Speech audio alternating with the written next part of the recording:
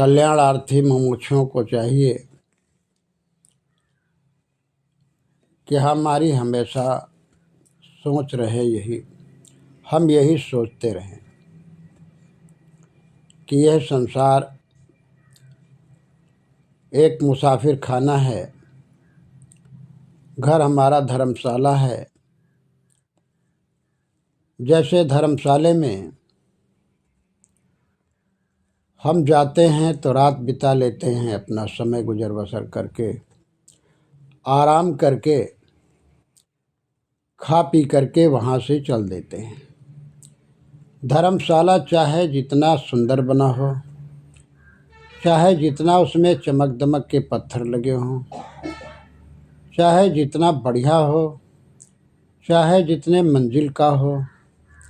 लेकिन फिर भी हम वहाँ से जब चलते हैं तो मोह नहीं करते कि ये हमारा धर्मशाला छूटा जा रहा है, हमारा कमरा छूटा जा रहा है, हाय हमारे यहाँ रहने वाले सब छूटे जा रहे हैं। कुछ नहीं मोह होता है। जब हम धर्मशाले में मुसाफिर खाने में रहते तो अपने अपने समय से हम लोग चल देते हैं। वहाँ किसी से मोह नहीं करते हैं और किसी से द्वेष भी नहीं करते। एक दूसरे का खैर कुशल पूछते हैं, एक दूसरे से हंसते और बोलते हैं, एक दूसरे को कुछ न कुछ पूछते हैं कि भाई साहब आप खा लो, ले लो, ये ले लो, वो ले लो। फल खाते हैं तो फल देते हैं, भोजन करते तो भोजन पूछ लेते हैं। हालांकि मुसाफिर खाने में अपने अपने लिए सभी कुछ न कुछ अपनी अपनी व्यवस्था करते हैं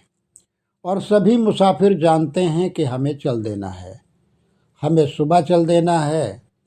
कोई कहता है हमें 2 बजे ही निकल लेना है यहाँ से, मुसाफिर खाने से, धर्मशाले से। तो सब अपने अपने गंतव्य की ओर चल देते हैं और मोह नहीं करते। ठीक कल्याणार्थी को यही चाहिए कि हम यही निरंतर सोचते रहें कि जब तक इस संसार धर्मशाला में रहें, जब तक इस संसार मुसाफिर खाना में रहें, तब तक हम अच्छा सोचें, अच्छा करें और अपने लिए, दूसरों के लिए भी भलाई सोचें।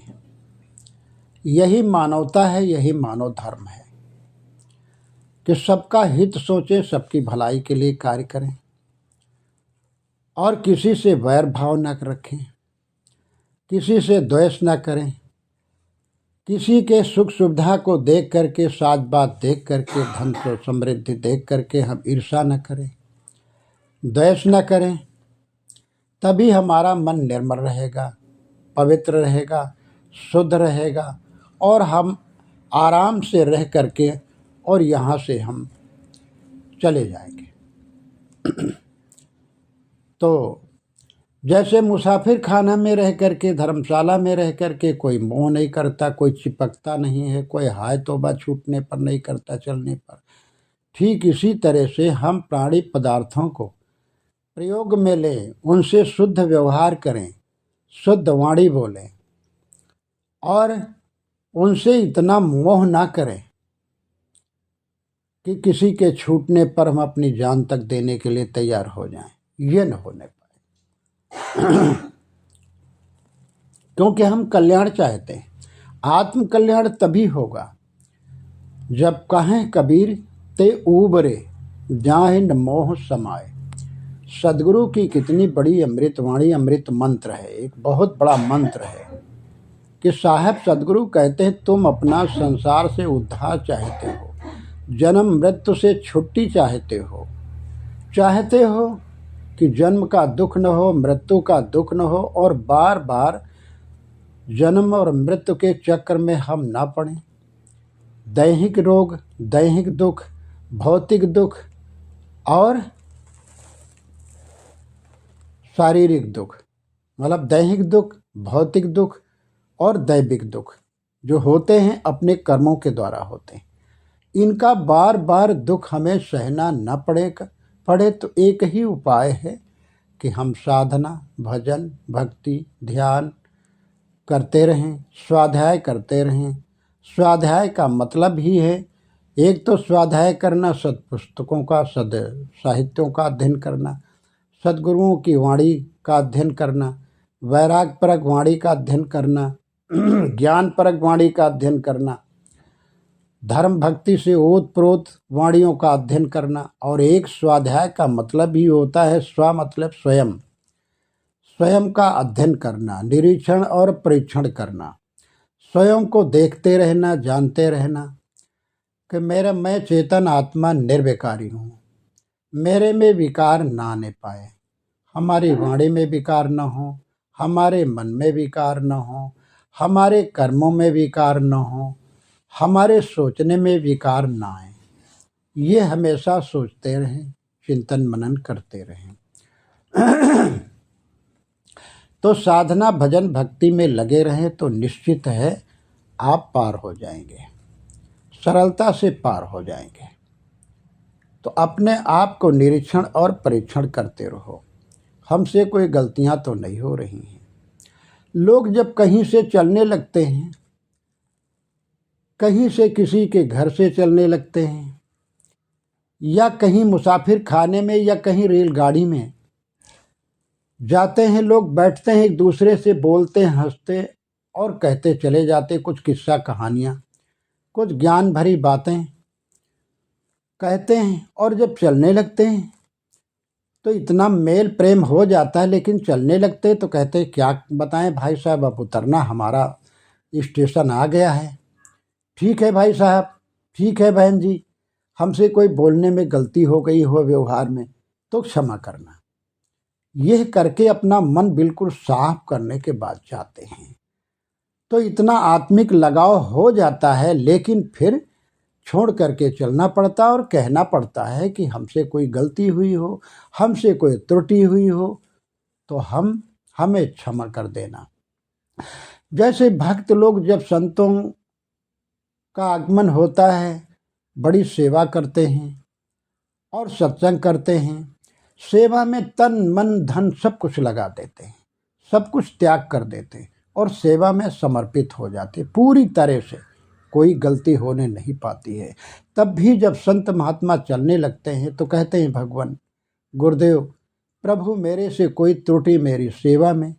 हमारे व्यवहार में, हमारी वाणी में यदि कोई त्रुटि हुई हो तो प्रभु क्षमा कर देना और दोबारा फिर दर्शन देना। ये है कितनी बड़ी उनकी विनम्रता, शिष्टता, उदारता, और यही उनके लिए उद्धार का पथ है। ये अहंकार अपने धन का, अपने परिवार का, अपने बल का, अपने कुल कुटुंब का और अपने जो है रूप सौंदर्य का और अपने पद प्रभुता का और अपने कुल का, कि हम फला जात के फला वर्ग के, कोई किसी तरह घमंड नहीं रहता है। इतनी विनम्रता, और विनम्रता ही भक्ति है, नम्रता ही भक्ति है, शिष्टता ही भक्ति है। इस तरह इस संसार में रह करके गुरु की भक्ति करते हुए, माता पिता की भक्ति करते हुए और संसार से निर्मोह होकर के ही रहना, एक दूसरे का हित सोचना, एक दूसरे का हित सोचना ही नहीं बल्कि अपने धन से, अपने तन से और अपने जितना हो सके मन से हम दूसरों का हित करें, जहाँ तक हो सके हित करते जाएं और उनसे जो है पूरी तरह से मतलब ये भाव रखें कि ना हम कोई करे कोई ना हमारा, हम न किसी के हैं ना हमारा कोई है, हम अकेले आए थे, अकेले यहाँ से चले जाएंगे। तो इस तरह सोचते हुए और अपने आप का व्यवहार, शारीरिक व्यवहार लेते हुए हम इस संसार में निपटे, इस धर्मशाला से हम जब भी विदा होना हो तो हम नुकसान न करें। जैसे हम कहीं भी रहते हैं तो नुकसान नहीं करते हैं, क्योंकि हमें फिर हो सकता है हमारा जन्म हो तो फिर इस धर्मशाले में आए, यदि इसको बिगाड़ कर जाएंगे तो फिर कैसे बनेगा।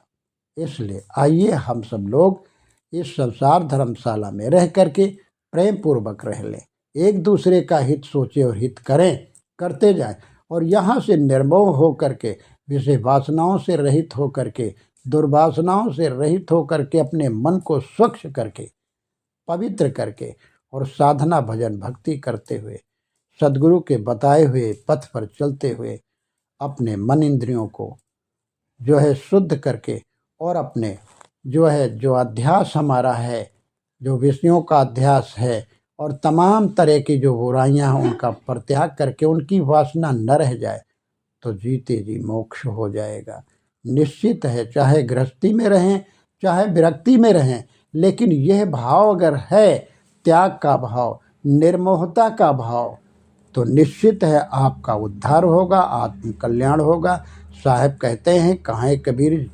सो उबरे जाहि न मोह समाए। साहब कहते हैं कि जिसमें मोह नहीं समाहित होता है, जिसमें आसक्ति नहीं रहती है, निरासक्त होता रहता है गृहस्थी में विरक्ति में, तो निश्चित है दोनों जगह कल्याण है, आत्म कल्याण है। तो मोह न समाए, राग द्वेष से दूर रहें, हिंसा से दूर रहें, तभी भजन है, यही भक्ति है। और इसी मुसाफिर, इस तरह हम संसार को मुसाफिर खाना, संसार को धर्मशाला समझकर इसमें निरासक्त होकर अपना गुजारा करके साधना भजन भक्ति करते हुए और यहाँ से हम विदा हो लें तो निश्चित है हमारा यह लोक और परलोक दोनों हमारे बड़े